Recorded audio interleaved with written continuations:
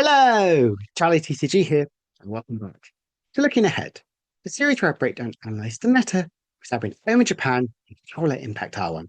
We're just a few days away from the release of Black Bot and White Flare, so I'm going to look at Japan's meta, see how it's really evolving from Japan Championships, from the City League meta share, see exactly what are the key decks and key cards you should be looking out for in this brand new format as we gear up for Worlds next month. Plus, we've got some brand new cards as well revealed, some new megas, and some more information about our Mega Evolution set when we get that at the end of September. Just want to say thank you so much for the support on last week's video. It's very different, very unique sort of take, analysing the format from these three cards. I'm really glad you guys enjoyed it, and hopefully I can do more of them in the future. So, without further ado, let's jump right into the video and the brand new cards.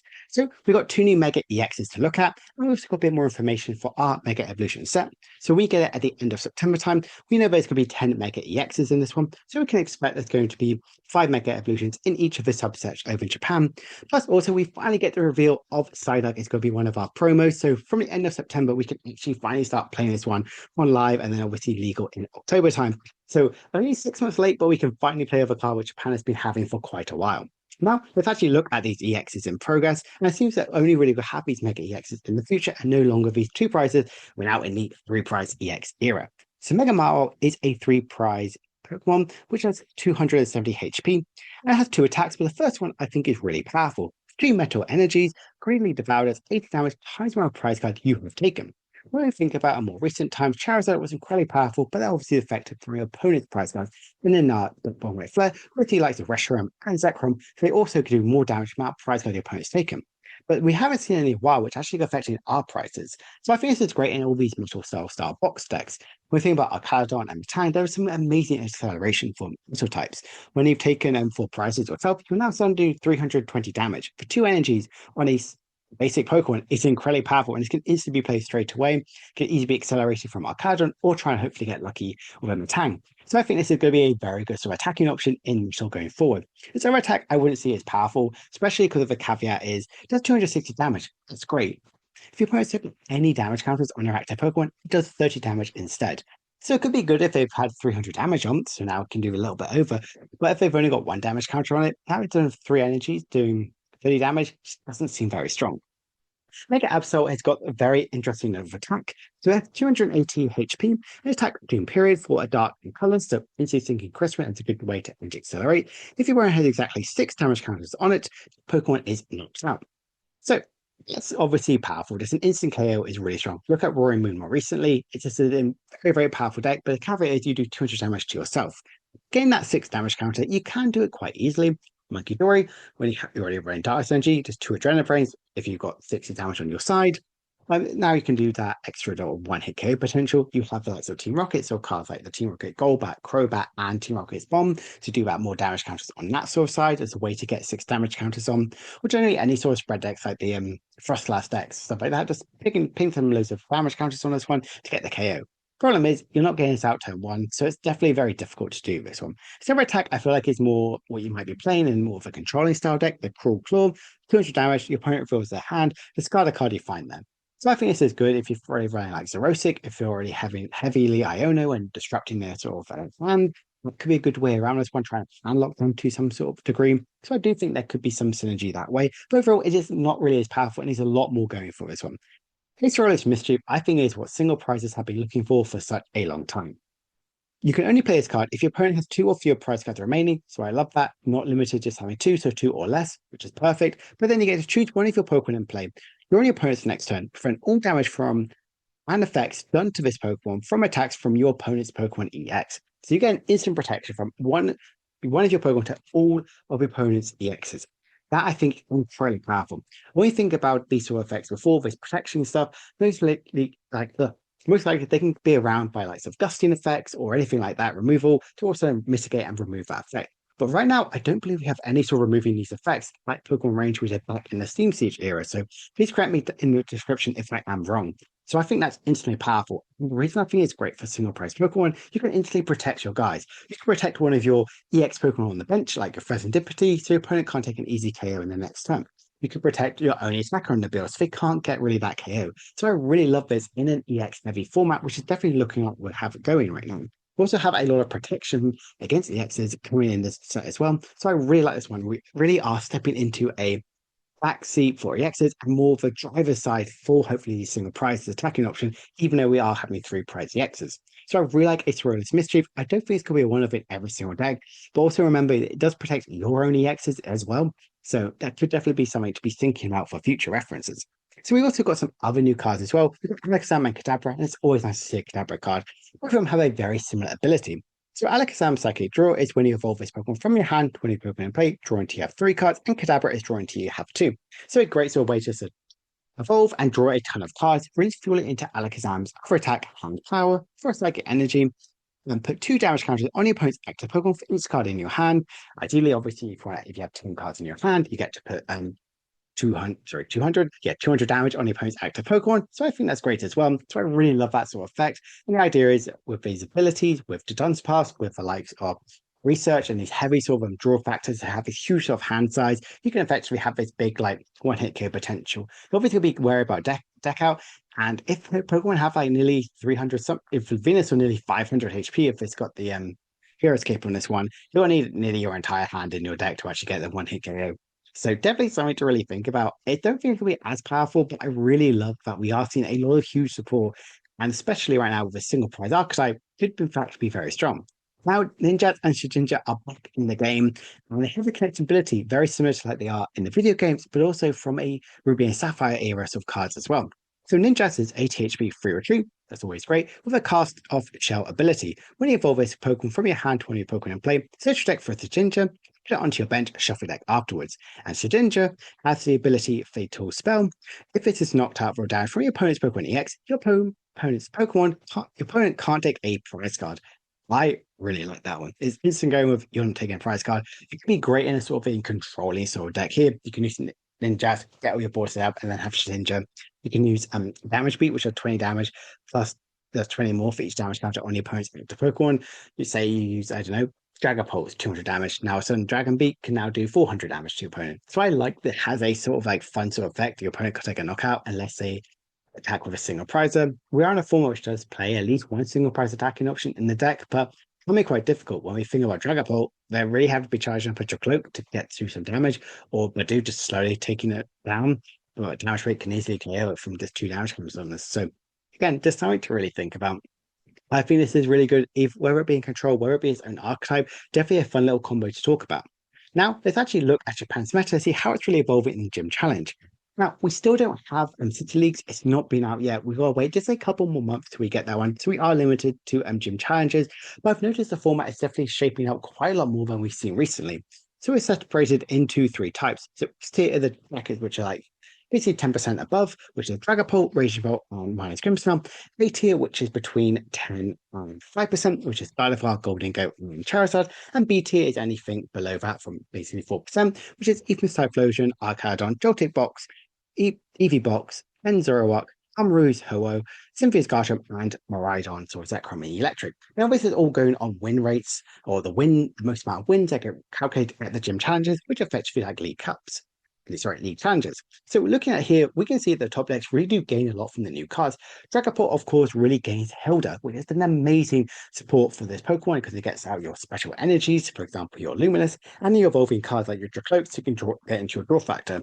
It does also gain Air Balloons, so now all your guys can free retreat option, especially like so with Dracloak. You don't really need to rely on the Rescue Board, even though I feel like Rescue Board still have the good sort of spot in the deck, as most of your guys do have that one retreat option outside the likes of Blood Immersed Luna. So I do like having the air balloons because if you don't get your lattice out, you at least can guarantee just one energy and it's a retreat. Raging Bolt is really evolving more into the big sort of prize deck, not really going with the knocked out, really focusing more on the winning sort of list we saw over in Japan Championship. So I really like really seeing Raging Bolt really kind of evolve in that sort of way. Minus Grimstar just gain Air Balloon, and Air Balloon just really unlocked the deck. It's a new sort of deck. We haven't seen a new deck really capitalize to the top. Sorry, catapult to the top for a while. And I really think Air Balloon just really solidifies it a much stronger sort of tool right now. Just making sure that you can attach to Grimsnarl retreat, and you don't have to pay your energies. That's really strong. Gardevoir gains Jellicent. It gains Air Balloon, but you're not really running that much. But generally, just having Jellicent, you're having a really strong item lock on the sort of deck, which is just really, really strong.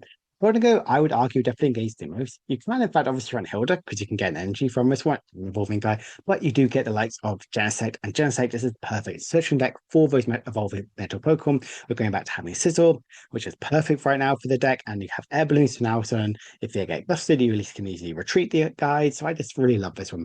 Charizard is always still going well. And like I mentioned before, we now get Psyduck, so we can actually see exactly. So this is the deck which evolves the best around the likes of Destine. So kind of going in that, we kind of can see how is next really kind of evolving right now? How are they really adapting into that Psyduck meta game so we can get used to it when we get it out in September time?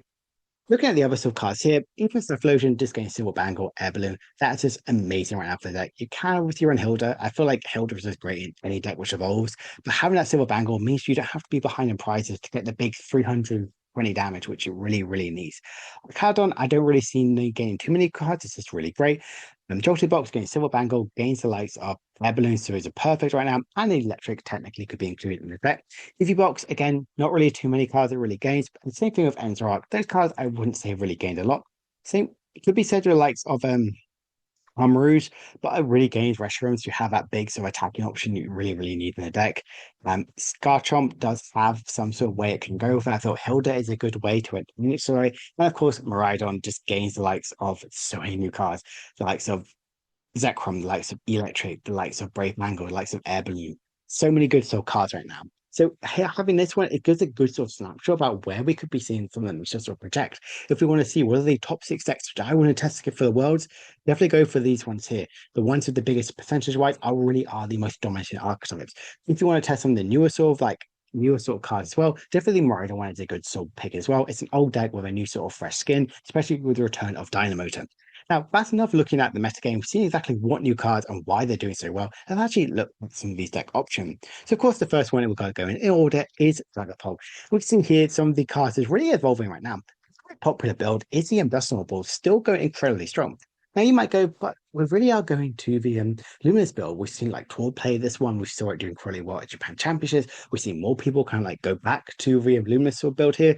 But honestly, I still think the Dustin is strong. We mentioned before that it seems like it's right now Japan has been for like 12 months, and it's not really having an impact people really would have hoped it would be. So that's probably potentially why we're seeing a resurgence of Dustin.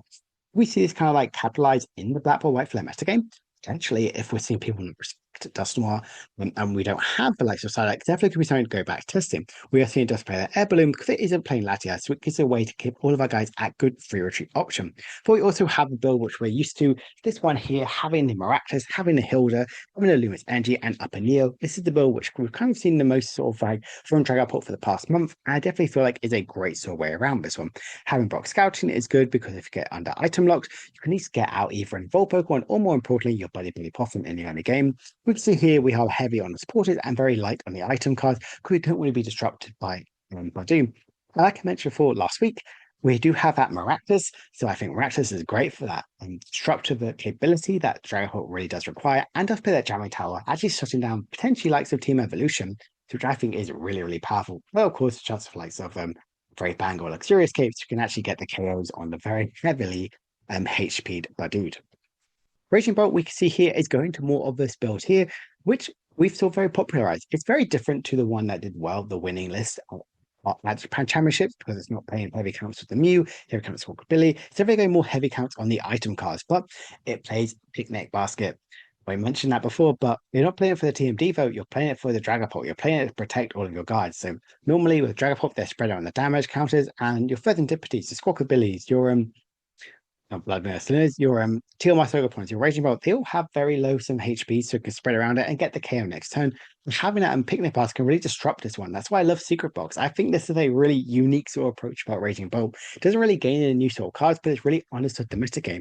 It's understood that one Bravery Charm on that Raging Bolt and protection it with a Picnic Basket can go a huge long way against this one. It's maybe a bit slower because it's not running the Crispin sort of deck here, but you are playing heavy counts on the Pokegear and Vessel to hopefully draw into all of your energies on the field. I love having the Team Rocket's Watchtower to help you in the mirror match and that Jamming Tower as well, really disrupting out on your opponent's side. But we also have this regular build as well, which we're used to quite a lot.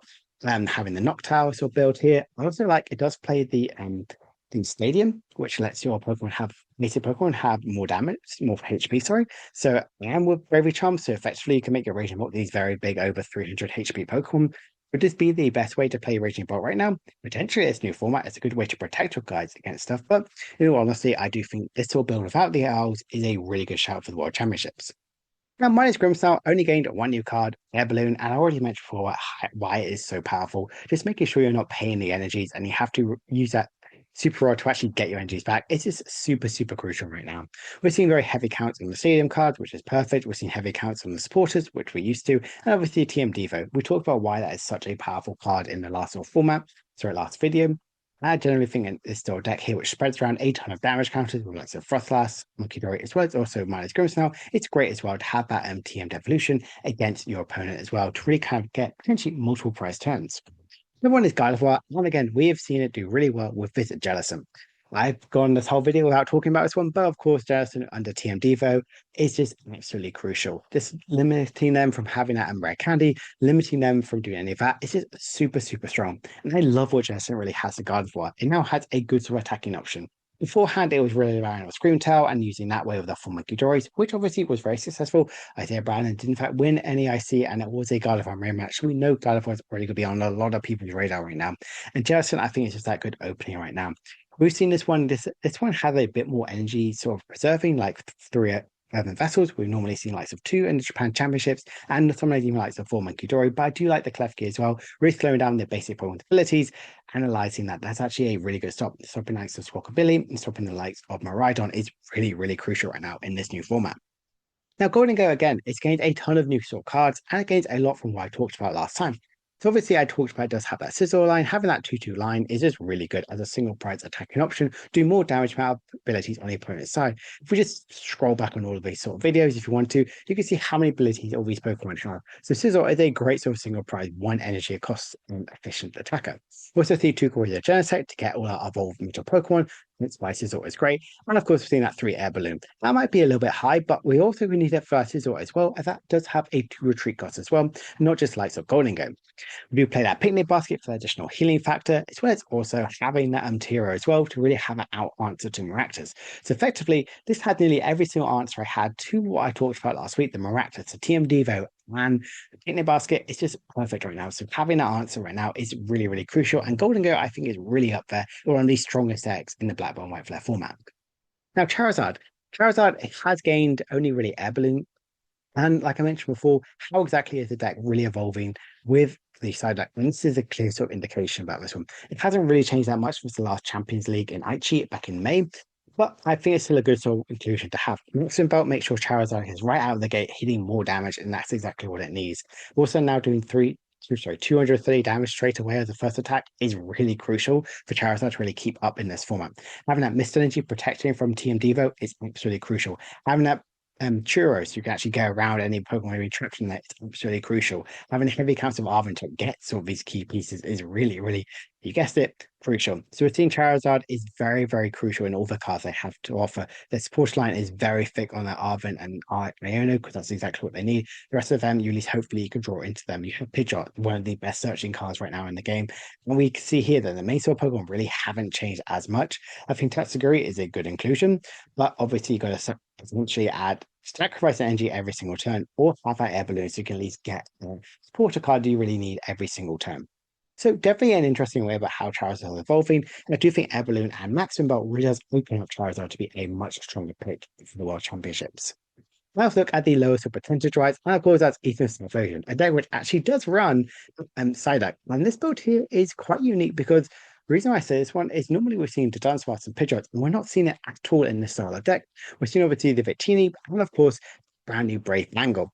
So Brave Bangle, when it's attached to any of your non-rule box Pokemon, do 30 more damage to EXs. So I really like this one. When you've got all your Ethans plus everything there, you can do 310 damage. Chuck 2 Victinis out, 330, you're getting a big one-hit KO. It really does unlock that you can always constantly be hitting these big KOs turn for turn for turn, which I think is exactly what Ethos Invasion needs, whereas the likes of the Dunsparce and Pidgeot builds, you really are limited on your bench size, and this could be taken up from these key support Pokemon. Just play a Picnic Basket, which is great. Again, that healing factor does have like the Judge, which I think is good for that disruptive capability. Does have the Lana's aid to get all your Ethan's sort of cards back in the hand. So I really like what this deck is really evolving. But I still am a huge fan of the Pidgeot build. And as soon as I saw this one, I had to talk about this. It still has the side deck. It does play Secret Box, so you can get all the guys you need. Let's play the TM Evolution, which again is kind of what we're kind of seeing right now in this build, but also plays that Tool Scrapper. Tool Scrapper, you might go, why on earth is this needed, Charlie? I don't really see the point of this. But you can trap them in the active, you can, by removing the air balloon, you can also remove any of their own bravery charms, so you can get the one-hit KO potential. You can remove all of the sort of key factors to make this deck actually much, much stronger. The Gravity Mountain obviously is perfect because you can now KO the Charizards, KO the Dragapults with much ease and only really reliant on this cool card instead of having the Victini's out in play. I love Ethos Invasion. You guys know how much I love this deck, and I really love to see that it actually does get so much stronger in Black Belt and White Flare, with definitely the release of that Brave Bangle. Now, Arcadon, it does gain Genesect, and what I love about this one, it plays Golden Go. Golden Go, you can obviously use to attack, with having the superior energy retrieval, but you can also just make it an Arcadon deck and just pick up them with the likes of Scoop Up Cyclone and Chiro, and just go that way, Golden Go for draw factor. I just find this is a very interesting deck. That's kind of why I want to talk about this one. Is this an Arcadon deck? Is this the Golden Go deck? Overall, it's just a fun, different deck. So it's a way to really see that only really Air Balloon is a good inclusion to Arcadon. They can have free retreat. So anything to do that is perfect. But I just love that the partner here was Golden Go. You can use it to attack. You can use with superior retrieval and Night Stretcher, just lose the energies out and then boom, get this huge attacking option in the late game. So Arcadon has that sort of late game attacking option. I don't know, it's just a really fun deck to look at right now. Build box, we can see here, the only new card that really does gain is that Air Balloon, but we're seeing now, but everyone's playing Air Balloon, they're not playing any way to really bump up the guys. They're kind of giving the guys free retreat and not kind of like giving any of them ways around from like Churro, like Kenny. We're not seeing that in decks anymore. So again, if you're thinking about Miraculous play, just look at these decks here. We're not seeing them, so it's absolutely perfect right now, but we're seeing more Picnic Baskets. So if you're worried about Mikidori, definitely you should be, because everyone's playing Picnic Basket right now. So I do think Jolty Box is still great, but I still always love the Marauder build. I think this is a stronger pick. Right now, it does play obviously the Light Energy, so you can have the Fairy option, just everything, which is definitely normal what we're seeing in Jolty Box. It doesn't play the Gavantula, which we've kind of seen more popularized more recently. Eevee Box, just gaining likes of Air Balloon. Again, Air Balloon giving all your Eevees now free retreat is perfect. I think the Eevees which we're using here are the right amount. The two Flareon, I think that's the main sort of good attacking option. Angelite, because you can get the big one-hit KOs on Dragapults and Raing Bolts with having a Fairy out on the bench, as well as also just in general, just a good sort of way to disrupt the opponents of Board Act. And of course, Board State, and of course having that Lithium as well as a good way to just KO any of those Pensy, Grimmsnarl, Charizard, and Enzoroark really roaming in the format right now. Enzoroark didn't really gain anything, but we are seeing that people are evolving into changing. They're playing the Petrant because it wants to have that free retreat option. It wants to have that guaranteed way around Maractus. So kind of like going back to Petrant build as the main way to play it. If we're playing Petrant, I feel like we should play Binding Mochi as a way to deal more damage instead of having a Bravery Charm and hope to go behind.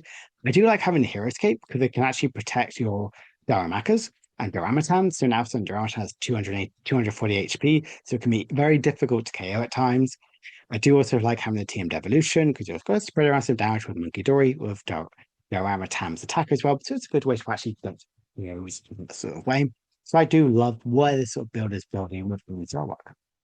And kind of like coming near to the end, we see ends sort of and Ho Box, we can see here, it's only really gained a few new cards, but it really has all the deck's potential. Having the Prism energies makes you can actually attack with all of your guys, and which doesn't just rely on just only one special energy, like a one different energy plus lots of colorless ones. It just makes it so much better because now it's just a colorless energy for any of your basic Pokemon. So I really love that capability for this deck. You have any Air Balloons to make sure your Arcadon, your Armrouge can have free retreat. Having Restroom, so you can have that big sort of 2-prize attacking option in the late game. If your opponent's taking 4 prizes, do 330 damage.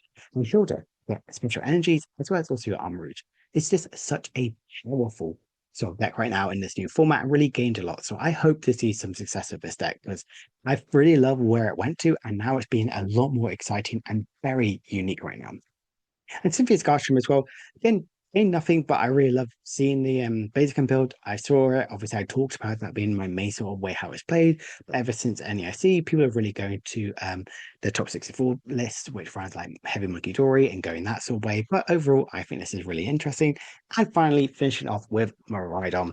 And here we're seeing a ton of new cards. We're seeing obviously the Electric to Engixalo. Dynamotor is back with Electric as well. And this is such a shame we can't use the Noble Victor as well. I would love to like bring them out from my Mewtwo Eels deck to actually put them in like regular Miraidon build. Playing one Zekrom, I definitely need too many because Iron Hands I feel like is a main attacking option and does play one 2-1 line of prevention. I think Jolting Charge Joltik is great in this deck. Just having that engine acceleration in the early game, just power up Iron Hands who don't need to rely on electric generator in the early sort of turn here. And having the Vantula as well, just the great sort of attacking in the late sort of game, get the big one-hit KO potential. I would definitely like have a Brave Bangle so you can actually use Garchomp to KO over like sort of there's Indipities and Tilmas Ogopons and not just any of the up like Scorpiobillies and stuff like that. But yeah, I really like Miraidon. I think it gains a lot of new stuff and definitely something you should be testing going into Worlds next month. So, generally just looking ahead, I kind of like the key sort of pieces, the new sort of cards right now. Does Airbling really open up a lot of decks? If you just noticed from this video, nearly every single one I looked at, Air Balloon was in this one. So I think that's a good sort of inclusion that you should be playing Air Balloon right now. That's a good free retreat option. But if that's the case, you have an answer from Miraculous, not just relying that as a switching out overall. It just isn't really such a big threat. It's a real one. We're seeing it's nearly 10% over in Japan sort of format right now. And we're also seeing that's a good sort of item lock sort of capability and a good two-shot and goes around like some rare candy. So I do think it's definitely something you should be testing around right now. And can Lightning really fight back? Zekrom and the likes of Electric really did bring it back into the forefront, but it's not performing as well as we'd hope. Again, that's Japan's meta game. How will that really impact our meta game? Because Worlds is obviously a much more higher caliber sort of event instead of just their locals right now. So it's good to see exactly how this format is going to evolve. So hope you guys have enjoyed this video. I'm going to be back in just a few days time on Friday on the release date of this brand new set, break down my top 6 decks in this brand new format. And of course, next week, I'm analyzing more of the mega cards that got revealed and seeing exactly how this format is really good evolving right now, looking at our sort of results as well as also Japan. I just want to say thank you so much for watching, and I'll see you guys later. For now.